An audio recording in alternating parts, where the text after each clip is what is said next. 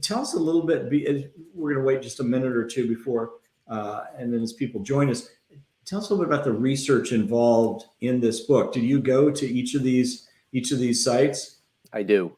Yeah, yeah. So the research took several years. It probably took me about 5 years of researching and writing and traveling. I've been to all of the presidential grave sites. I've been to all of the sites as close as I can get to where the presidents have died. So there is a lot of traveling involved in my research. I always feel that, I mean, you can read about so many places, especially with the internet, but I always feel that you get so much more by being in those spaces. Absolutely. Yeah. So I try to Let get me, there. I'll ask one question. Give us just a real quick recommendation, and then we'll welcome folks and get going. What site should people visit that perhaps is a less well-known site? hmm Uh, there's a couple sites that I have in mind. Maybe not necessarily related to the deaths, but James Garfield's home in Mentor, Ohio, and his grave site, which is nearby. I think are really special sites. The Garfield crew there does a great job at maintaining the home and telling the Garfield story, but also going to the grave. It's this massive Gothic tomb, 180 so feet tall, uh, uh, in the cemetery by Cleveland, and it's just so impressive to see. So that might be a site that people haven't gone to. Cool, cool. Well, let me welcome everyone. I'm Lee Wright. I'm the hmm founder of History Campite near Boston, and with me in Virginia is. Hi, I'm Carrie Lund. I'm the director of The Pursuit of History, the nonprofit that brings these history camp discussions to you each week. Tonight, we are excited to welcome back Louis Picone. Louis is a member of the Authors Guild, Mensa International, the American Historical Association, and is a trustee on the board of the Grover Cleveland Birthplace Memorial Association in Caldwell, New Jersey. He holds a master's in history and teaches at William Patterson University. He's an award-winning author who has appeared on the BBC, NPR, and the television program American Mystery on the Travel Channel to discuss the mystery of JFK's missing brain. He was a guest on our program earlier this year to discuss his book, Grant's Tomb, The Epic Death of Ulysses S. Grant and the Making of an American Pantheon. And we will put a link to that in the chat so that you can watch that later if you didn't see that earlier. Tonight, he is joining us to discuss his book, The President is Dead, The Extraordinary Stories of the Presidential Deaths, Final Days, Burials, and Beyond. Thank you so much for joining us again, Louis. Well, thank you so much, Carrie, and thank you, Lee, for having me back. Yeah, it's great to have you back. When we talked earlier, Carrie and I were both especially intrigued about your first book, and said we need to have you back. Mhm. Thinking about this is kind of a story of, in some cases, before the Secret Service and some of the inadequacies there, some of the inadequacies or in retrospect, mistakes of early medicine and so on, some of the tragedies that resulted.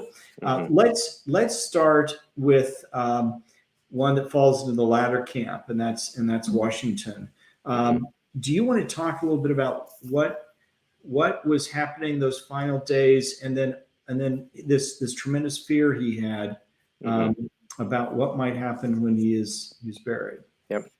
Well, Washington was 67 years old in 1799, and he was still healthy. He was kind of still that tough old general, and he was living in Mount Vernon. So he was doing what he'd always wanted to be, or always wanted to do, was be that gentleman farmer in Mount Vernon. And every day he'd get on his horse and he'd ride around his plantation, and he'd see if any fences needing mending, and he'd check on the livestock, he'd check on his crops, he'd check on his slaves. And on December 12th, 1799, he did what he did every day, but it was snowing that day. So when he came home, he was drenched in snow and he got sick, and then he ended up developing a throat infection that ultimately had led to his death. Talking about how medicine has evolved over the years, what the doctors did, and this was 4 different doctors who had treated him within a space of about 12 hours. They all did the same thing, which is bleed him. And they ended up taking about 82 ounces of blood for him. About 40% of his blood was taken. Obviously, he didn't get better, and he continued to decline, and his throat continued to get worse. He couldn't swallow. He was struggling to speak, struggling to breathe. So now December 14th, late in the evening of December 14th, for really 2 days, he's been suffering. He knows his time is near, and he's struggling to speak. He's speaking to his personal assistant, a man by the name of Tobias Lear. And with the last strength that he can muster, he tells Tobias Lear, he says, "When I'm gone, do not let them put me in a coffin. Do not let them put me in a closed coffin for 3 days." So why did Washington do that? He did that because his biggest fear and what he was dedicating the last ounce of energy that he had was being buried alive.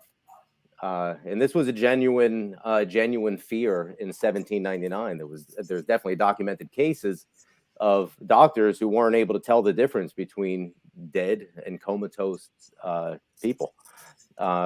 So he was speaking to Lear, and he said, "Don't let them put me in a closed coffin for 3 days." And Lear, by all accounts, really admired Washington, had a genuine affection. So I'm sure he was like, "No, General Washington, you're going to be fine. You're going to pull through this. Don't worry about it."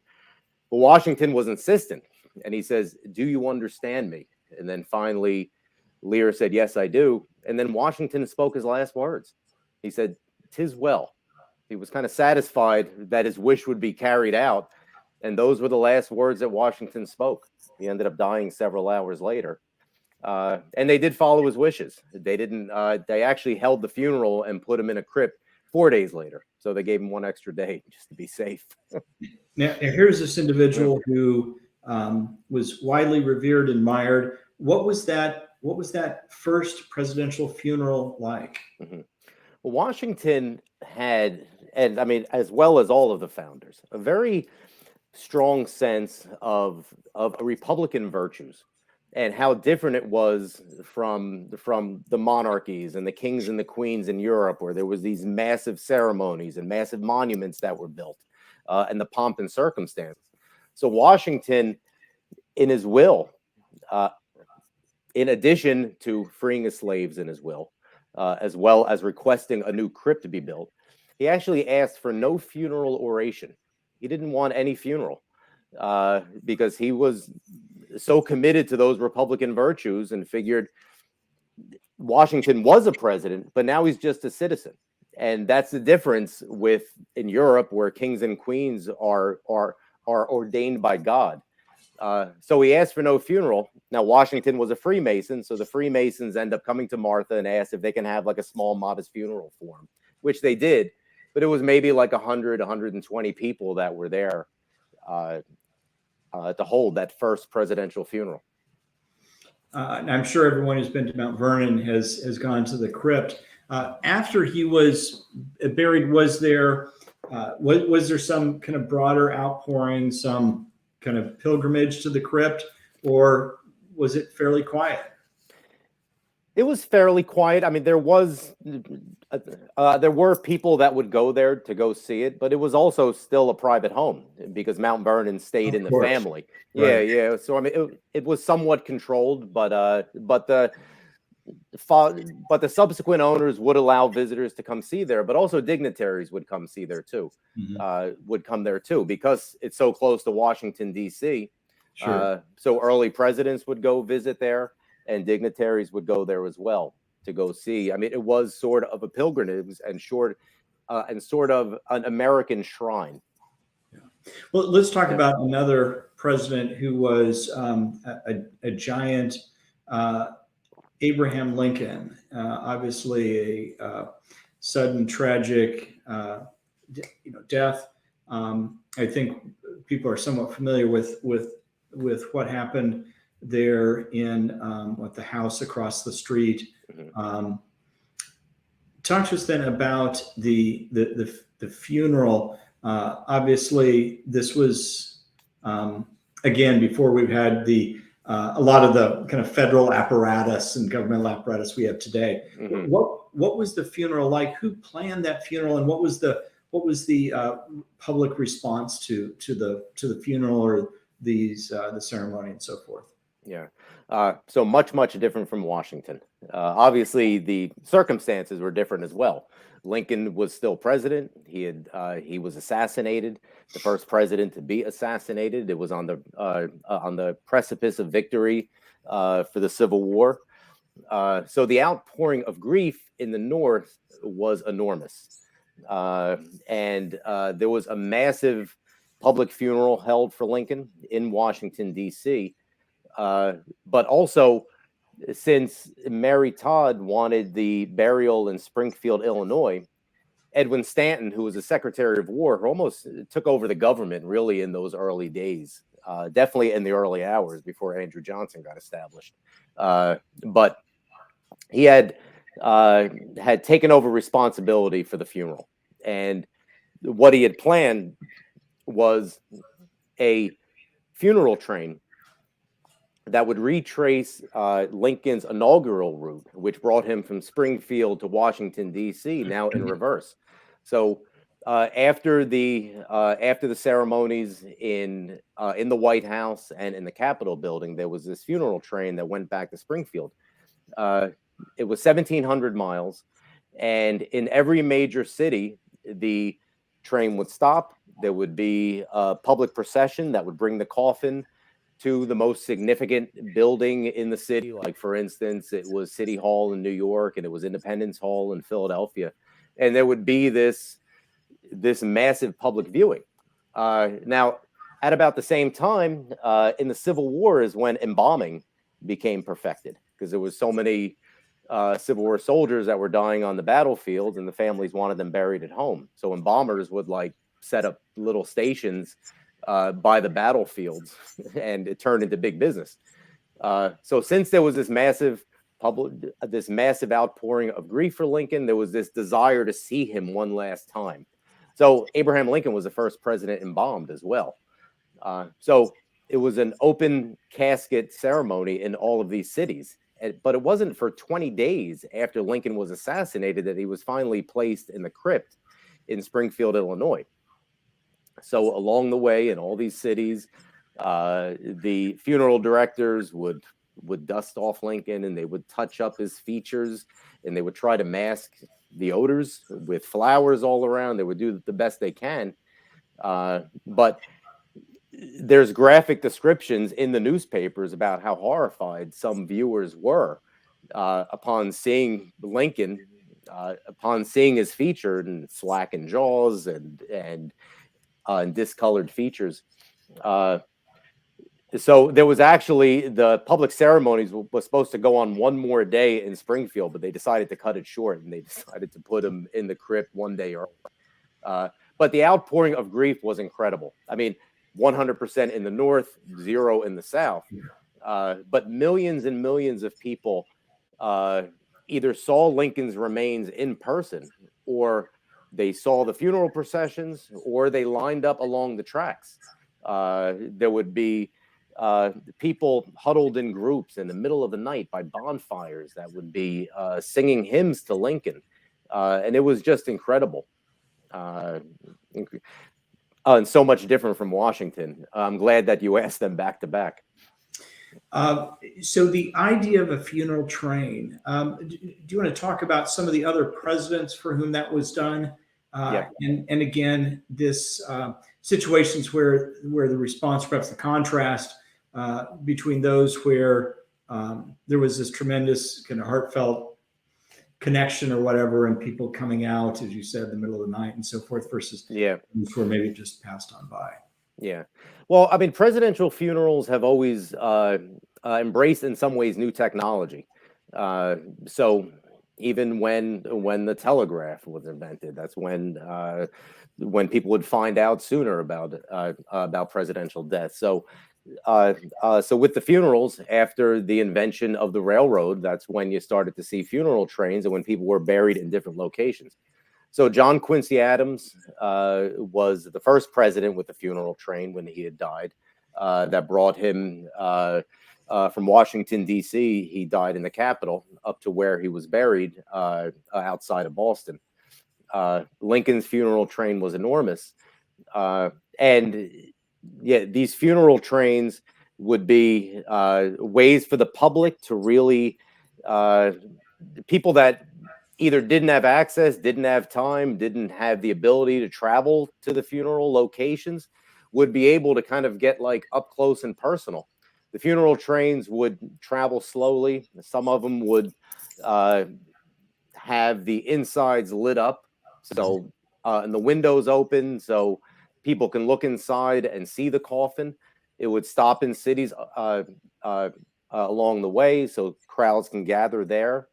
And it was really nice to see President George H.W. Bush had put in his will that he wanted a funeral train that brought him to College Station, where he was buried. So that was a real throwback, and that was really special to see. It wasn't since Eisenhower, since the last funeral train, and that's because Mamie didn't like to fly. Yeah, you kind of see like technology introduced, the first funeral car that replaced the horse, or the first time that airplanes were used. Here, let's stop and answer. When was the first motor vehicle? Teddy Roosevelt. Okay. Yep. Teddy Roosevelt, 1919, was the first funeral automobile. He ushered in a few, right? The telephone, I think, right, was one of the ones. Didn't care to use it very much, but I believe would be the first to have the telephone in the White House. That was Rutherford B. Hayes. Was it? I'm sorry. Yeah. Okay.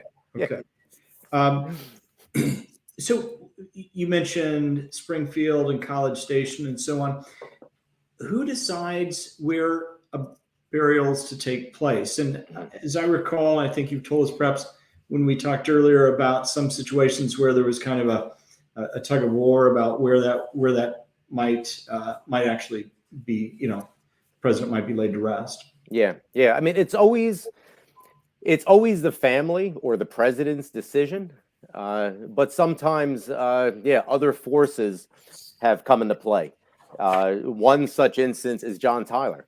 So John Tyler wanted to be buried at his home in Virginia, but he had died in 1862 in the South because he had been elected to the Southern House of Representatives. So he was in the Southern capital, Richmond. It was 1862 during the Civil War.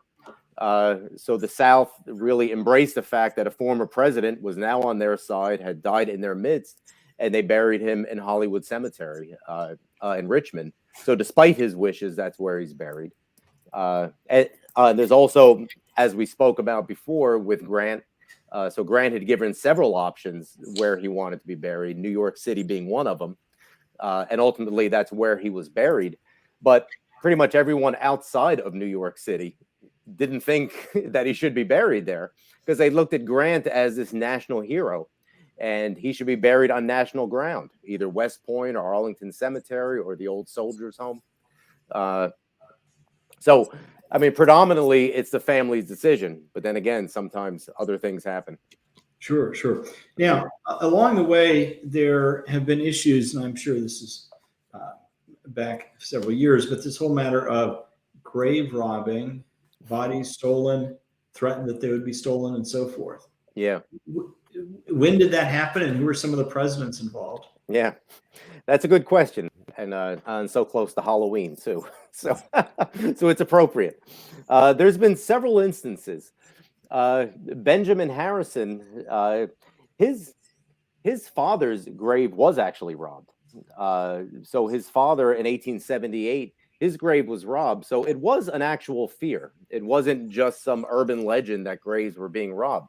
For medical reasons, they were robbed. They might be robbed for ransom for someone famous.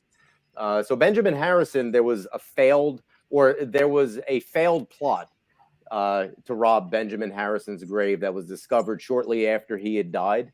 So the police found out about it, and then ended up catching the culprit soon afterwards. So that was one.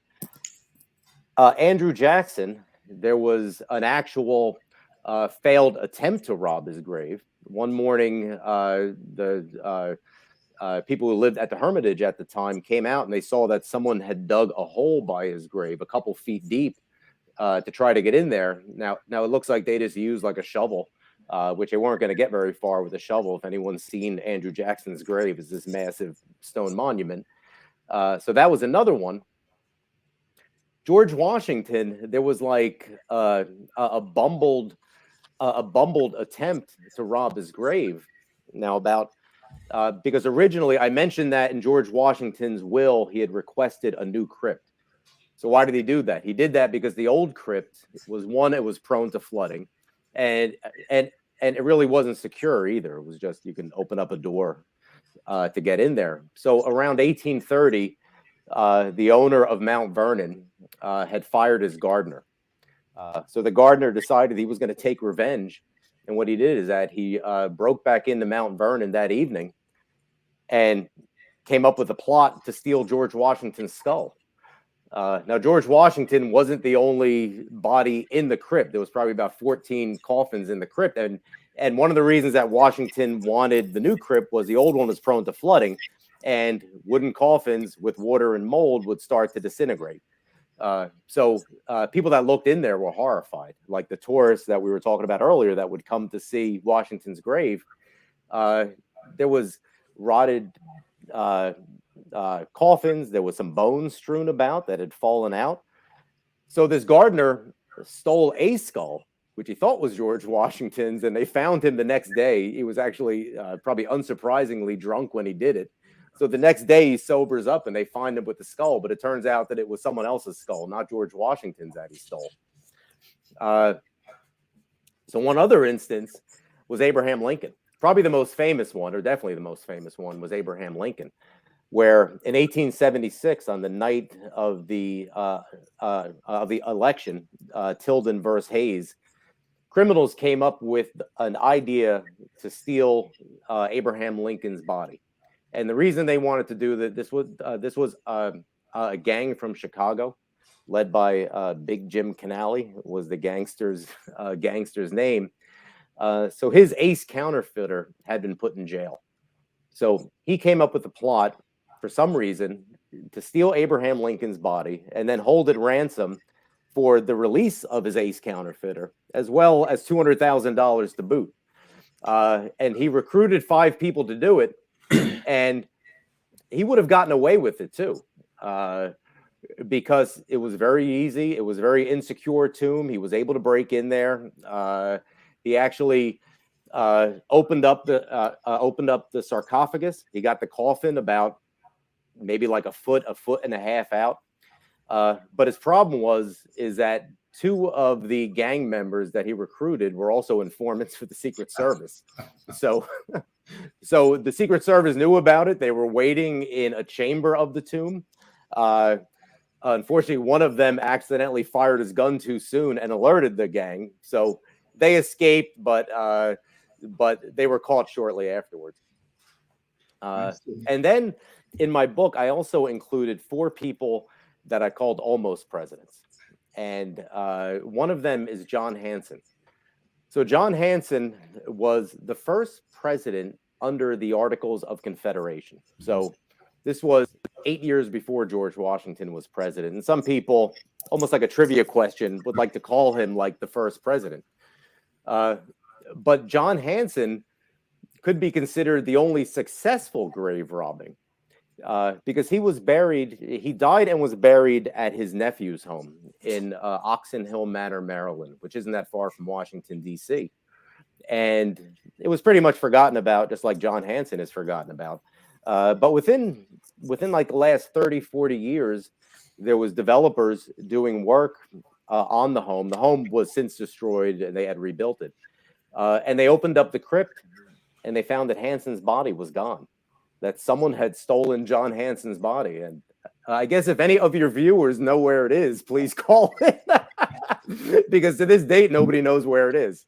So there's a certain irony with the president that no one knows of, his body also being missing. Yep. Not many people caring. Yep. Should we talk a little bit about some of our war presidents and the funerals and the reaction perhaps from some of their their soldiers. Mm-hmm. Yeah, there's always that outpouring of grief that's especially poignant from the soldiers themselves. In many ways, they feel that they owe their lives to them, that they survived the war thanks to these leaders. We saw that with Grant. I mean, Grant was unique because by the time he died, uh, there was just this great spirit of reunification. So it wasn't only Union soldiers that really respected and admired Grant by the time he died, but it was Confederate soldiers too. And Grant's tomb became like a pilgrimage site for both the Union and Confederate veterans. Uh, but we see kind of like that same trend over the years. We saw that with Eisenhower and with Truman as well. Now, Truman was a soldier. He was a soldier in World War One, but his appeal was maybe more so to World War II soldiers. Uh, he became president again in the waning days of uh, of the war in the European theater, but the war in the Pacific theater was still raging.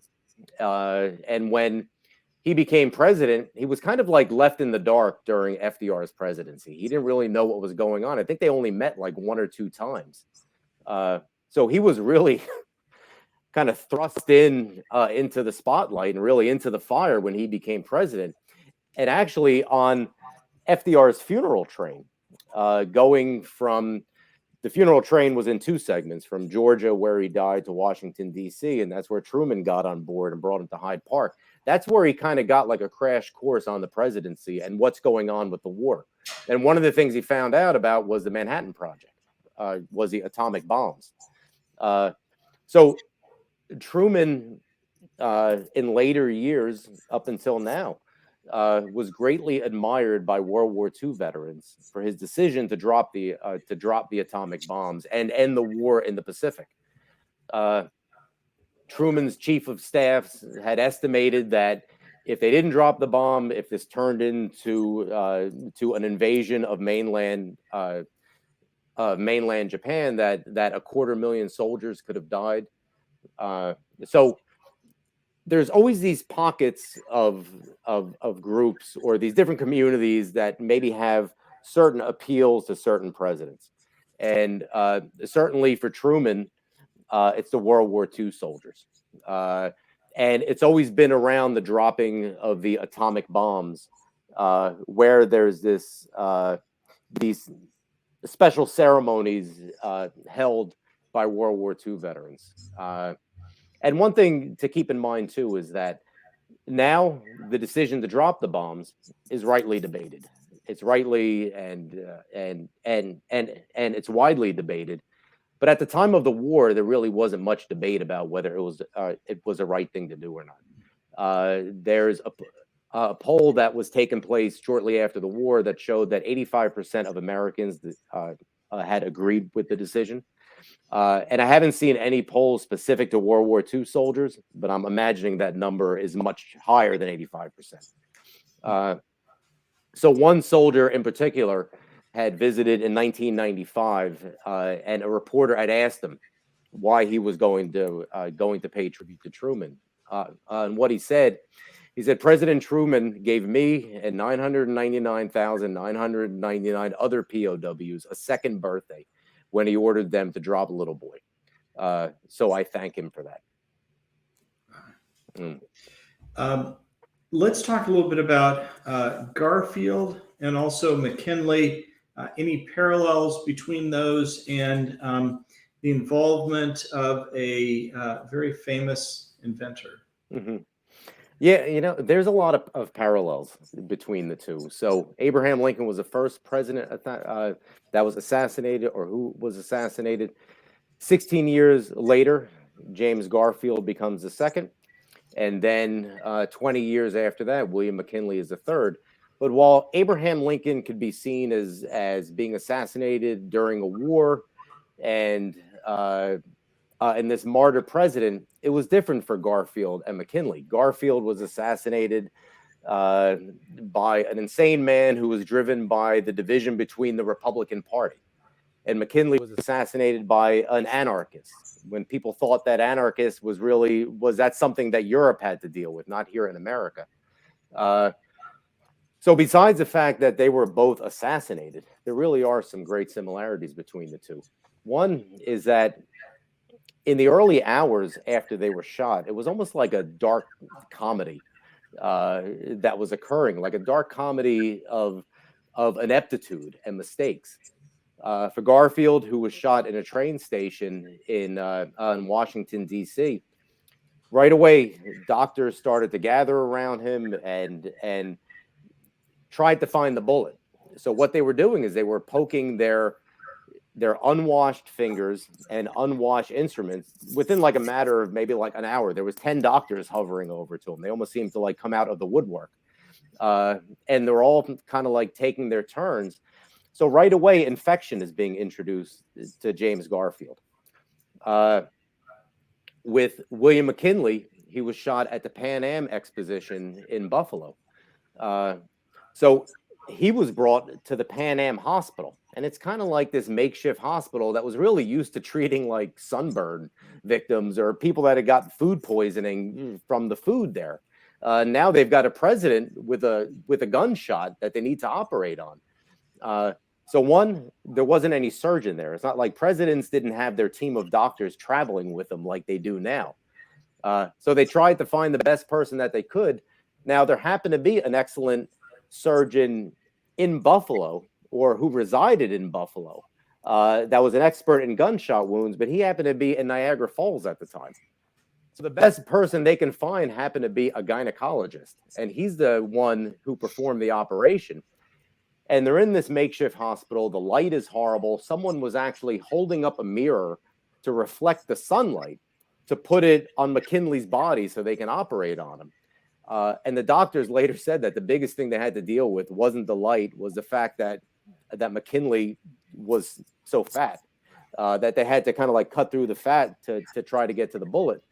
But because of the surgery, it wasn't performed correctly. They didn't drain the wound, so gangrene started to set in. So kind of like the unfortunate similarity is that neither president really had to die. It wasn't the bullets that killed them. I mean, Garfield, like modern day medical historians, they surmise that if Garfield just like went home, rested, slept it off, that he probably would have survived with the bullet inside him. But the doctors became so focused on getting that bullet out of him, they just kept introducing more and more infection in an attempt to find the bullet. So you had mentioned kind of like the young inventor. There's also kind of like this similarity between the two, where there was like this not ready for prime time technology being used on him. With James Garfield, it was a primitive metal detector that was used to try to find the bullet. And it was this young inventor, and actually it's interesting you mentioned the telephone before, because it was Alexander Graham Bell was the inventor. But his invention wasn't quite ready yet. So he tried to find the bullet. The first time he was doing like some last minute tweaks walking into the White House. Turns out that he ended up screwing up the metal detector by doing those last minute tweaks. So it didn't work. He went back and tried a second time. Now, by this time, he's getting a reading that there's metal here. But it turns out it wasn't in the location that the bullet was. And now people think that it was another new invention that had screwed up the metal detector. And that was metal coil springs in Garfield's mattress. That was like a relatively new invention. And even McKinley, too. There was a primitive X-ray that Thomas Edison had sent over to McKinley's house where he was staying for the doctors to try to find the bullet. It's uncertain how that experiment went, but while Garfield lived another 2.5 months or so, but William McKinley only lived like one more week before gangrene had set in and killed him. Yeah, I believe you mentioned a bullet and also the X-ray. I believe that with Teddy Roosevelt, the attempted assassin, right? The bullet was left in, and I believe there's also an X-ray that was taken. Yeah. Um, Yep. Andrew Jackson had like 2 bullets in him that were in there his whole life from a duels that he was in, or from duels he was in. So I guess you can live with bullets in you. well, Several presidents have. yeah, those were 2 tough gentlemen. That's certainly Yeah. true. How interesting. Are there some there's some particular contrasts that you'd like to make between perhaps some of the funerals that were, and I guess we've already talked about some of them, that were especially kind of large and grandiose, and then perhaps other situations where people didn't even notice? Yeah. Well, maybe like the best contrast or one good contrast that could be seen was in the same location, like 1 year apart, and that was Grant. So in New York City, 1885, Grant dies, and it's the largest funeral in American history up until that point, the largest single event. Now, Lincoln's, when you spread it out over 20 days in all these different locations, add them up, that's bigger than Grant's. But Grant is the largest funeral. It's 7 miles long. There's 1.5 million people come out to New York City when only like 1.3 million people live in New York City, come to see the funeral. And the next year, Chester Arthur dies. So Chester Arthur became president after James Garfield was assassinated. He went back to live in New York City and was pretty much forgotten about, even though ironically he was involved in the building of Grant's tomb or in the formation of Grant's tomb. He didn't live to see it. So he dies the next year, and his funeral's in New York City too. And they have this ceremony at the church for invited dignitaries. Almost nobody shows up for it. It's like an empty church. There's this massive police presence in New York City, figuring 1.5 million people were just here last year for a presidential funeral. There's probably more police and actually people than actually mourners. And it was written that almost more people just happened to see the funeral just by walking through New York City. And many of them probably didn't even realize this was a president's funeral that was holding them up in traffic. They wanted to get to the other side of the street and they had to wait. So there is a massive difference. Now, some of the differences were by intention. Some presidents wanted that more modest and humble funeral. Grover Cleveland is an example. So he died in Princeton and really wanted something very modest. He didn't want the pomp and circumstance. He was buried in Princeton. And the entire ceremony for Grover Cleveland, from the beginning of the funeral, his funeral procession to get to the cemetery and the burial, took barely 1 hour to get done. So he wanted it very small, very modest, didn't want the pomp and circumstance. For the most part, the presidents that get the pomp and circumstance didn't really want it. They're the ones that died in office that didn't have any say in it, that died unexpectedly. Those who had lived longer and were able to kind of document and explain their funeral plans, they're the ones that mostly wanted small, humble, Washington-like funerals. Were there any instances where the president had expressed specific interests and left instructions, and that those were decidedly not followed? Well, John Tyler is one that comes to mind. Didn't want to be buried there. But for the most part, the presidents who left instructions were followed. But it's those who weren't, where, like, Grant would have never wanted anything like that. He was a very humble man, wouldn't have wanted all the pomp and circumstance. But sometimes the public demands that. And so that's what had happened. So who is responsible for, who historically has been responsible for planning those funerals? And then how are things handled in more modern times? Mm-hmm. Well, when Herbert Hoover died in 1964, that was the first of the modern state funerals. So when John F. Kennedy was assassinated in 1963, there was no funeral plan. So it was all kind of on the fly, and it was modeled in some ways after Abraham Lincoln's. Jackie kind of wanted something similar to that. But after John F. Kennedy's sudden death, the the federal government and the military became more involved in pre-planning these funerals, so they weren't taken by surprise anymore. So when Herbert Hoover died the next year, another example of a sparsely attended funeral. And you see that dichotomy between JFK 63 and Herbert Hoover 64. From Hoover on forward, there's these pre-planned funerals that are down to who's going to play the bugle and what songs are going to be done at the funeral, and the limousines, who's going to be invited and whatnot. So they've been embellished over the years. They've grown over the years to hundreds and hundreds of pages now. But really, since Hoover up to President Bush 41, the last to die in 2018, they've all been pre-planned events. So there's really not too much spontaneity. But up until Hoover, they were really all pretty spontaneous events. They were there wasn't too much pre-planning that had gone into them. There might have been some ideas conveyed, but it was really the family who had planned the events. The government wasn't involved unless the president had died in office. Yeah, I see. Well, this has been very interesting. Let's go to questions from viewers. Carrie, do you want to join us? And let's hear what some folks are asking. Right. Switch that up here. Okay, we have a viewer who would like to know if you could tell us a little bit about Lincoln's coffin being opened at one point before being reburied under concrete. And was his son Robert there? Yeah, it wasn't just one point. After the attempted grave robbing, Abraham Lincoln's coffin was moved multiple times. The first thing that the caretakers did is they hid the coffin.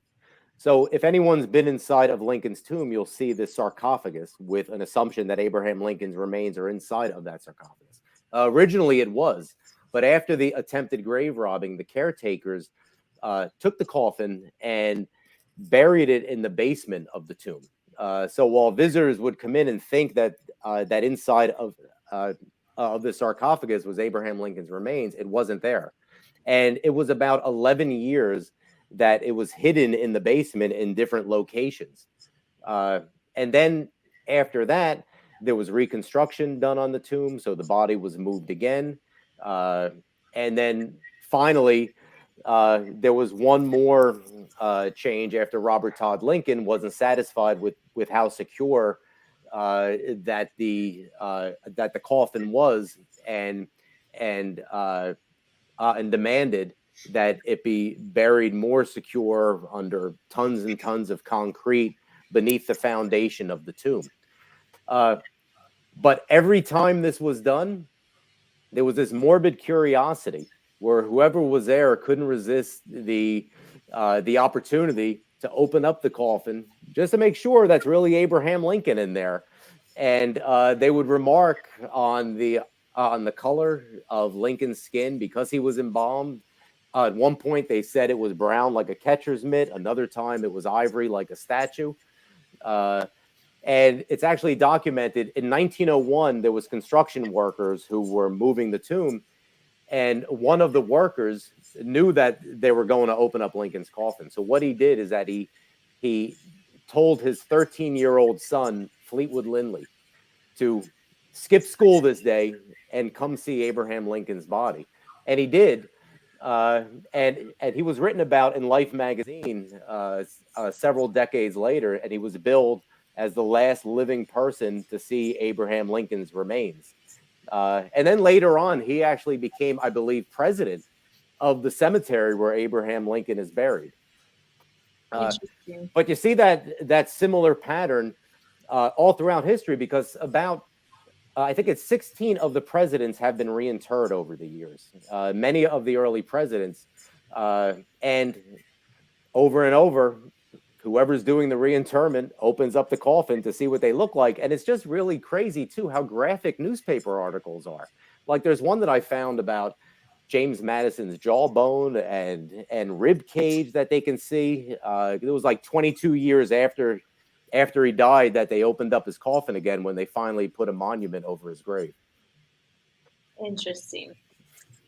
All right, we have a viewer who would like to know about a photograph that was taken during Lincoln's New York City funeral procession. Yep. And there's a child in the window of like maybe the 5th floor. It was that Teddy Roosevelt. Oh. Do you know? Yeah.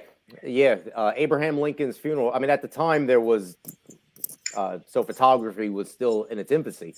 So there isn't too many photographs that exist from the funeral train. But there's one in Union Square, New York, where it must have been taken from maybe the roof of a nearby building, and you can see Abraham Lincoln's funeral hearse passing by on its way to City Hall for the public viewing.